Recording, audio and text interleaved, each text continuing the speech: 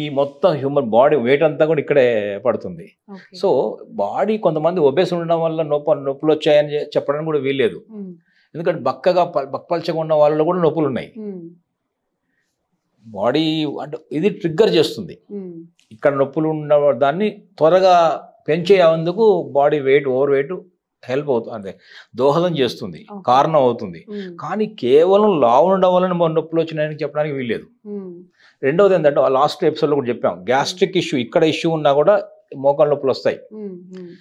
ఎక్కడ నొప్పులు వచ్చిన బాడీలో ఈ ఇండైజెషన్ కూడా కారణం అవుతుంది, ఇక్కడ గ్యాస్ ఫామ్ అయినా కూడా కారణం అవుతుంది. ఇప్పుడు మనం ఆక్యుపంచర్ పాయింట్ చూద్దాము.